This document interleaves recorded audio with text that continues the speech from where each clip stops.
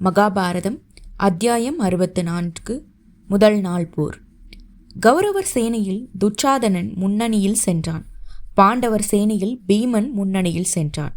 சிம்ம நாதங்கள், சங்க முழக்கங்கள், கொம்பு வாத்தியங்கள், பேரிகைகளின் கொட்டு முழக்கம், குதிரைகளின் கனைப்பொலி, யானைகளின் பிளிரல் ஒலி என்ற அனைத்தும் சேர்ந்து விண்ணை பிளக்கும் அளவுக்கு ஒலித்தன.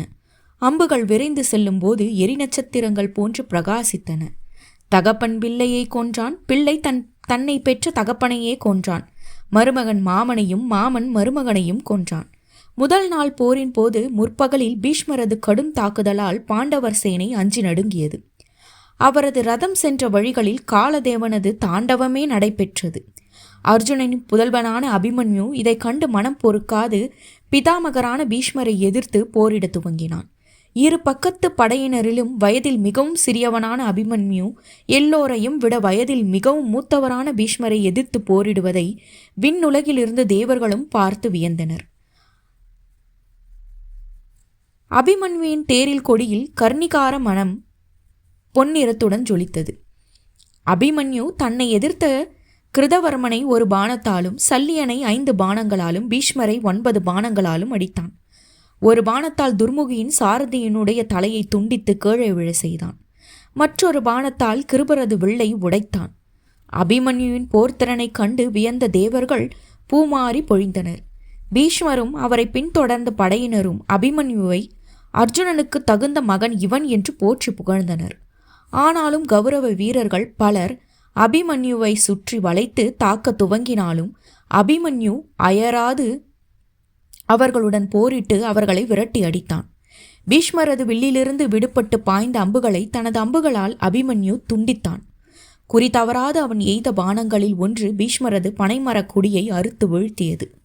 அதை கண்ட பீமன் பெரிதும் மகிழ்ந்து உரத்து சிம்மநாதம் செய்தான். தனது பெரியப்பவான பீமனது சிம்மநாதத்தை கேட்டு அபிமன்யு முன்பை காட்டிலும் வெகு உற்சாகமாக போரிட்டான். சிறுவனான அபிமன்யுவின் அற்புதமான போரைக் கண்டு பீஷ்மரது மனம் பெருமிதத்தால் விம்மி மகிழ்ந்தது. தன் முழு பலத்தையும் அவன் மீதுதான் பிரயோகிக்க வேண்டியதாயிற்றே என்று அவர் மனம் வருந்தினார். அவன் மீது பீஷ்மரது வில் அம்புகளை சரமாரியாக பொழிந்தது. அதை கண்டு விராடராஜனும் அவரது மகள் உத்தரனும் துருபத குமாரனான திக்ஷத்யனும் பீமனும் அங்கு விரைந்தோடி வந்து பீஷ்மரை சூழ்ந்து தாக்கினர். அதனால் அபிமன்யுவை விட்டுவிட்டு தன்னை தாக்க வந்தவர்களுடன் பீஷ்மர் கடுமையாக போரிட துவங்கினார். அந்த சமயத்தில் விராடராஜனின் மகனான உத்தரன் ஒரு யானையின் மீதேறி சென்று சல்லியனை எதிர்த்து தாக்க துவங்கினான். அவனது யானையின் கால்களில் மிதிப்பட்டு தேர்குதிரைகள் 4 இறந்து போயின. இவ்வாறு உத்தரனால் தாக்குண்ட சல்லியன் தன்னிடமிருந்த சக்தி வாய்ந்த ஆயுதத்தை அவன் மீது வீசி எறிந்தான். அது விரைந்து சென்று உத்தரனின் கவசத்தை பிளந்து உட்செல்ல அவனது கரத்திலிருந்து அங்குசமும் தோமரமும் நழுவி கீழே விழுந்தன. யானை மீது இருந்த உத்தரன் பிணமாக கீழே விழுந்தான். அப்போது உத்தரன் அமர்ந்து வந்த யானையானது சல்லியனை தாக்குவதை நிறுத்தவில்லை. சல்லியனும் கத்தியை எடுத்து யானையை கடுமையாக தாக்கினான். அதனால் யானையின் துதிக்கை அறுபட்டது. அதன் மர்ம ஸ்தானங்கள் பானங்களால் அடிபட்டு பயங்கரமாக பிளிரி கீழே விழுந்து இறந்தது. பிறகு சல்லியன் கிருதவர்மனது தேரில் ஏறினான். அப்போது விராடராஜனின் மற்றொரு மகனான சுவேதன் தனது தம்பி உத்தரன் கொல்லப்பட்டான் என்பதை அறிந்து நெய் விடப்பட்ட அக்னியைப் போன்று ரௌத்திரத்துடனும் சல்லியன் இருந்த ரதத்தை நோக்கி தன் தேரில் விரைந்து வந்தான். இதனை வில்லிபுத்தரார் தம் பாடலில் அம்பரத்தவர் கண்டு நின்றவர் அதிசயித்திட வானின் மேல் இம்பர் இப்படி தெல்வர் வெம்படை இரிய வன்பொடு திரியவே தம்பி பட்டெனன் என்று கொண்டு எழு சாகரத்து எழுதல் எனத் தும்பை உற்று மிளைச்சி ஈசன் அளித்த வெள்ளோடு தோன்றினான் என்று சுவைப்பட கூறுகிறார். சுவேதன் தாக்க துவங்கினால் சல்லியன் நிச்சயம் மரணத்தை தழுவான் என்பதை உணர்ந்து 7 ரதிகர்கள் அவனை காப்பாற்ற விரைந்து வந்து சுவேதனை சூழ்ந்து கொண்டு பயங்கரமாக தாக்கினர்.